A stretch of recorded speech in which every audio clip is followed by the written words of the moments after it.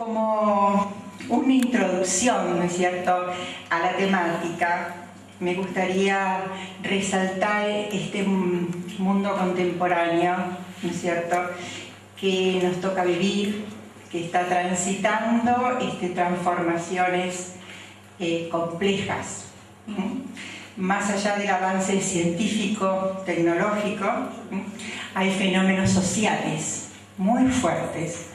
Algunos, por supuesto, favorables a la especie humana y otros no tan favorables. Y una de las actividades que tenemos que proponernos con mucha fuerza es la protección del medio ambiente, no solo para nosotros, sino para futuras generaciones. Entonces, y para, por supuesto, en recuerdo del mundo en que nos toca habitar. Para ello vamos a escuchar a la doctora Alicia, que nos va a relatar cómo, con qué técnicas, cómo podemos abordar este tipo de conflictos que ya no son solamente actividad de un mediador, sino de un grupo de mediadores. Hablamos de facilitadores, de negociadores, ¿no es cierto? Hablamos de multidisciplina. Ya no podemos manejar, ¿no es cierto?, el conflicto ambiental desde el punto de vista individual. Es un conflicto social. Nosotros queremos abordar la temática de los conflictos ambientales, socioambientales o medioambientales. No nos podemos reducir a hablar solamente de la mediación, porque estos conflictos son macros conflictos. Y dentro de lo que significa una problemática, existen muchos mini conflictos que hay que ir abordándolos paralelamente para que esto no sea una secuencia permanente de conflictos que nunca se puedan resolver. En este momento, la provincia de la que yo vengo, lamentablemente ayer, ha sido tapa de todos los diarios y de la televisión. Yo vivo y trabajo y soy oriunda de la provincia de Neuquén. Ayer ha sucedido en la provincia de Neuquén un episodio muy triste y muy grave, desde lo social, desde lo político, desde lo económico y desde lo medioambiental.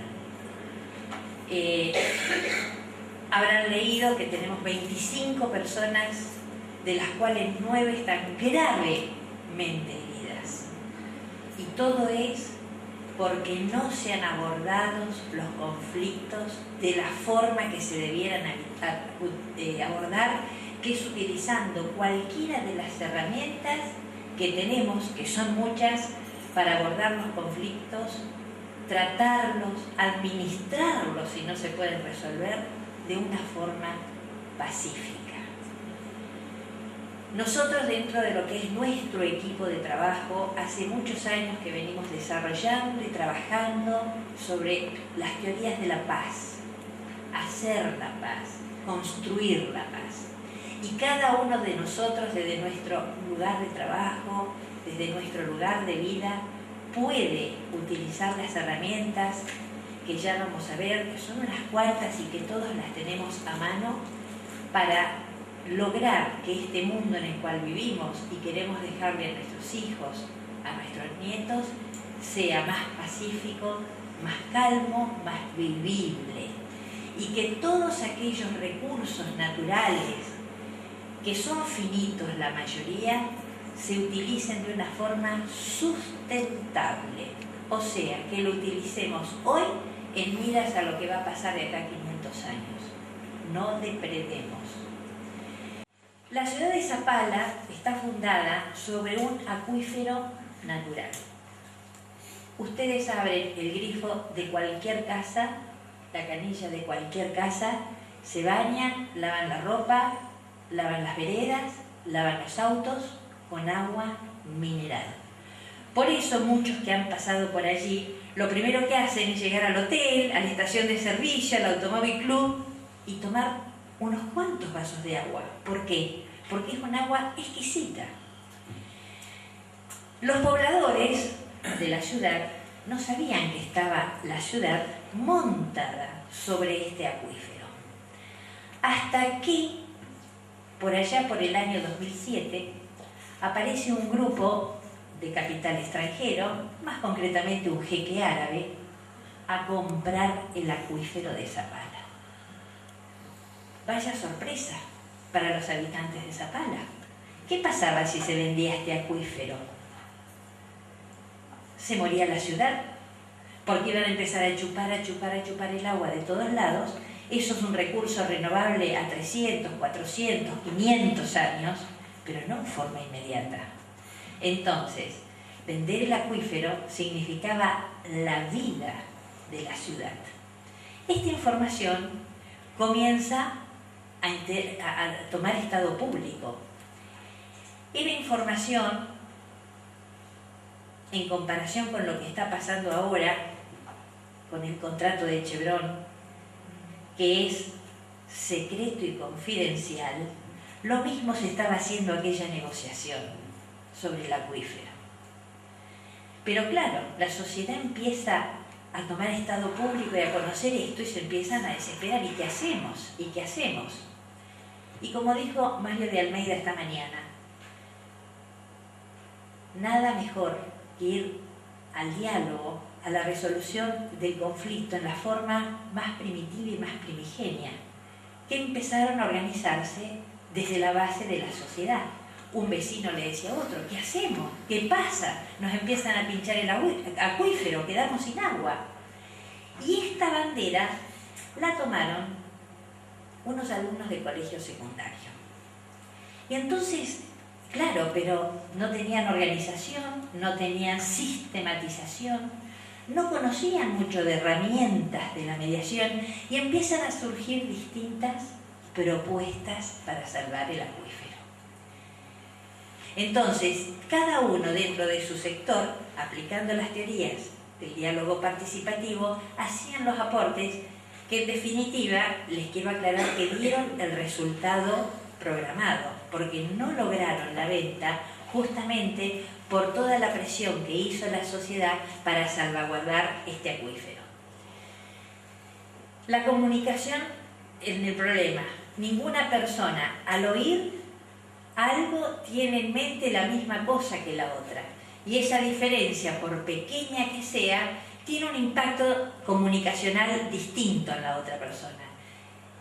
Cuando nosotros en la mediación hablamos de las formas, sabemos que las formas de expresarnos, de poner la voz, de preguntar, va a crear en el otro una situación, un entendimiento y una forma de entender el tema distinta que otros.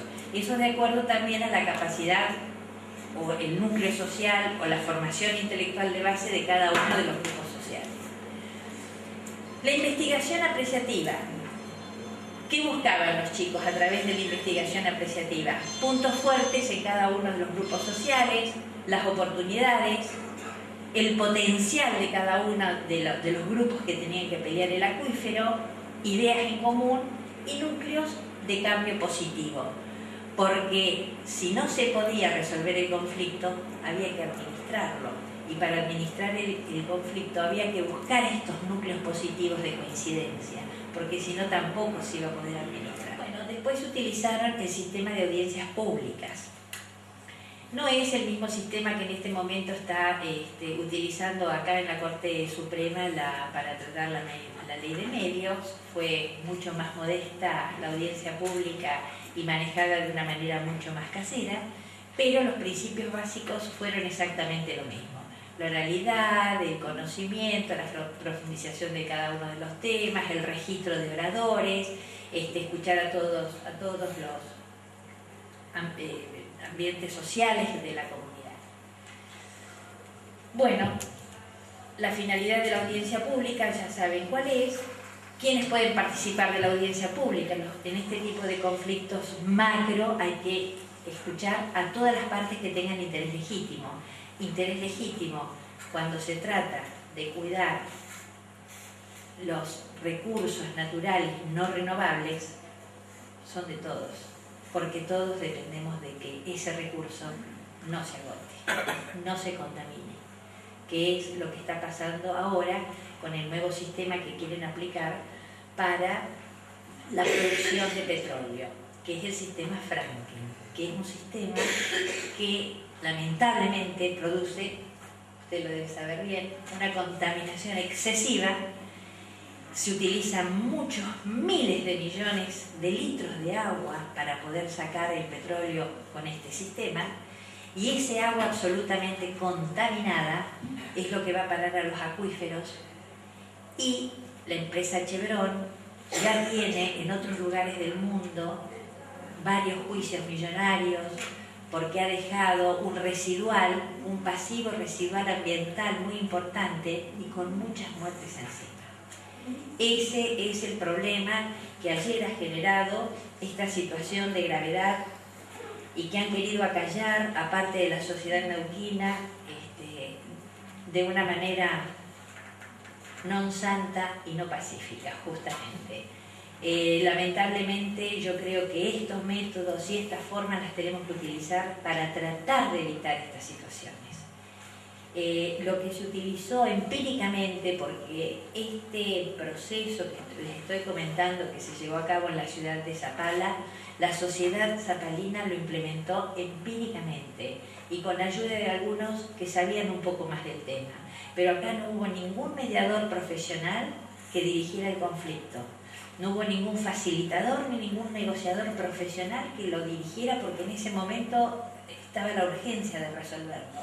Y la sociedad per se buscó la forma de resolverlo aplicando empíricamente estos métodos, y lo concreto es, ahora les voy a pasar la filmina, que como resultado final no se vendió el acuífero, no se utilizó el acuífero, la sociedad tomó conciencia de lo que significa ese acuífero, y aún hoy día se está trabajando, ahora sí de una manera sistematizada, organizada y profesional, y se está llegando a hacer el estudio del acuífero, la proyección futura y el cuidado y el uso sustentable del mismo.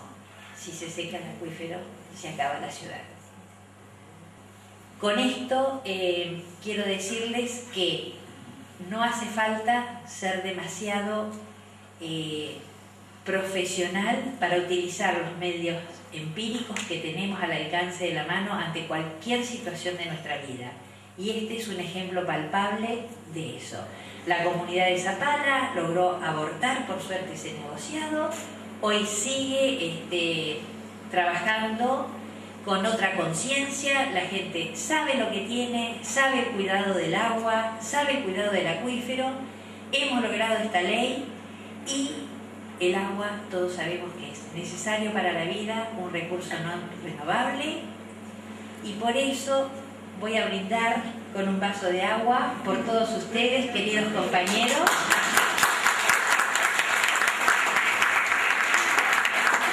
Feliz día del abogado y feliz día del mediador a todos los que están reunidos acá.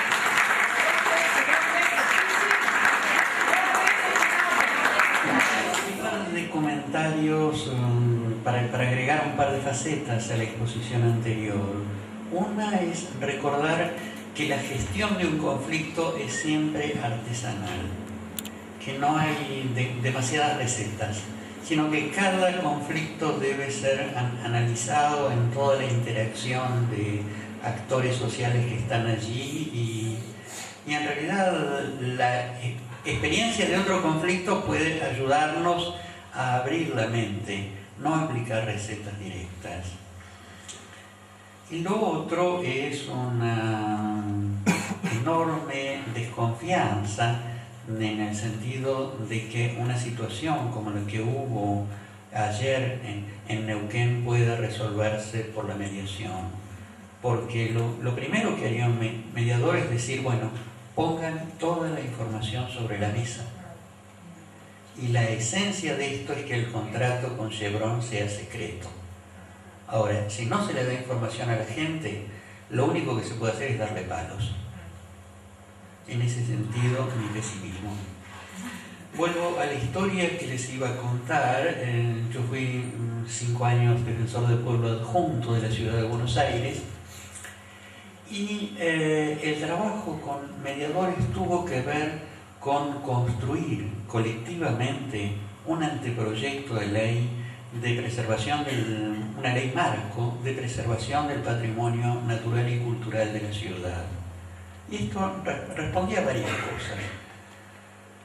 Por un lado, ustedes han visto en los medios una permanente acción de entidades vecinales que hacen un amparo cada vez que se intenta demoler un edificio emblemático de la zona, y la continua pelea, el continuo conflicto con amparos, con corte de calles y demás, cada vez que el negocio inmobiliario avanza sobre algo que tenga que ver con el patrimonio de los ciudadanos, toda esta permanente tensión entre el patrimonio privado, el negocio privado y la identidad pública, dado que la ciudad no solo es una suma de negocios individuales, sino que es un patrimonio público común, identitario.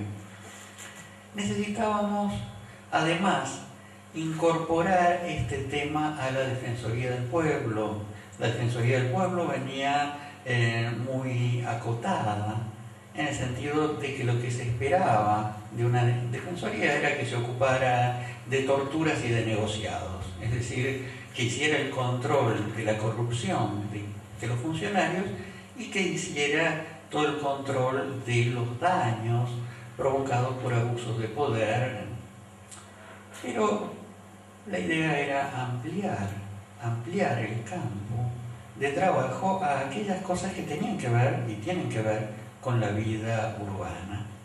Entonces, lo primero que hicimos fue formar un equipo básico con un par de personas contratadas y un grupo de estudiantes voluntarios que hicieron pasantías, porque el presupuesto era, como se imaginan, así de chiquito. Y lo que hicimos fue convocar a los principales referentes de temas patrimoniales de la ciudad, de los distintos aspectos del patrimonio. Y los sentamos juntos, y era gente que se venía peleando hace años, que se habían agarrado a los gritos en los congresos, que se habían injuriado, se habían robado proyectos entre sí. Y los sentamos juntos. Y les dijimos, los sentamos juntos, hicimos la reunión conjunta con ustedes, porque sabemos, por un lado, sabemos que ustedes se odian, y sabemos que además ustedes son indispensables porque son la gente que sabe más de estos temas. Entonces queremos pedirle que colaboren juntos en este proyecto. Y empezaron con la desconfianza y los celos, pero si estaba el otro, que es mi enemigo, yo no puedo quedarme afuera. Entonces tengo que sentarme con aquel tipo con el que me peleé durante 20 años y sostuvimos puntos de vista opuestos y demás. Y tuvimos una serie de reuniones a lo largo de varios meses como para definir de qué tenía que tratar una ley marco. La idea es esta. Nosotros tenemos una cantidad importante de componentes del patrimonio natural y cultural en la ciudad. La gestión del patrimonio, Naciones Unidas lo dijo a través de UNESCO hace un montón de décadas, que había que gestionar en forma conjunta el patrimonio natural y el patrimonio cultural. Es decir, no tiene sentido que Notre Dame de París se conserve adecuadamente si el Sena es una cloaca. Hay que gestionar el Sena y Notre Dame simultáneamente. A pesar de eso, el patrimonio cultural siempre fue administrado por arquitectos, el patrimonio natural, principalmente los parques nacionales, por biólogos, que nadie sabía qué hacía el otro, nunca nadie dialoga con el otro. Se trataba de una ley marco que construyera puentes de diálogo. Entonces, ¿qué tenía que decir? ¿Qué temas tendrían que vincularse a esto? Por un lado, íbamos a necesitar leyes de patrimonio arquitectónico, de patrimonio arqueológico, de patrimonio de las aves de la ciudad, del arbolado urbano, de los archivos o el patrimonio intangible, por lo menos 6 o 7 leyes que tuvieran coherencia entre sí. Es decir, que las 6 o 7 leyes que trataran distintos tipos de patrimonio remitieran a una ley marco de la cual fueran como apéndices. ¿Qué tenía que decir esa ley marco? Fue lo que estuvimos discutiendo en esas reuniones previas con especialistas. Tendría que plantear un organismo de gestión, tendría que plantear la definición de los distintos tipos de patrimonio de una manera comparable, tenía que plantear el rol de la relación entre el gobierno de la ciudad y las comunas y los organismos académicos y científicos de la ciudad que pudieran respaldar los estudios de gestión. Tendría que tener criterios de planes de manejo, tendría que tener herramientas participativas, habría que incluir, me salté el tema de las reservas ecológicas, por supuesto, que también tiene que estar. Ciudad de Buenos Aires tiene 2, Costanera Sur y Ciudad Universitaria, que también tienen que ser administradas de una cierta manera. Tendría que haber criterios sobre cómo se incorpora un bien al patrimonio de la ciudad, un criterio de mecanismo de salvaguarda, preventivo si quieren, para el caso de que alguien esté empezando a demoler un edificio valioso, que no está catalogado, pero si uno plantea en un amparo que esto es valioso y aún no está catalogado por un error, dar un tiempo para que se preserve hasta que alguien evalúe un procedimiento para evaluar si esto vale la pena ser conservado, o yo quería conservarlo porque era la heladería donde yo iba cuando era niño. Bueno, tal vez me importe a mí mi heladería, pero no a la ciudad. Un mecanismo de financiamiento y un mecanismo de sanciones. Algo así como 10 capítulos que tendría que tener la ley. Cuando uno está en grupos opuestos, el propio grupo lo impulsa a odiar al del grupo de enfrente. Cuando uno rompe esa lógica y trabajan juntos y reconocen a regañadientes que el otro algún valor debe tener, entonces se aliviaron mucho las tensiones. Pero, ya digo, nos queda como asignatura pendiente un sistema político que no está a la altura de los avances en términos de participación ciudadana, de comunicación, etcétera, etcétera. Un sistema anquilosado donde cada legislador responde a un partido que le da órdenes y tiene que votar sobre algo que no conoce por el mandato de alguien al que un asesor interesado, económicamente interesado, le dijo ordenarles que voten A o que voten B.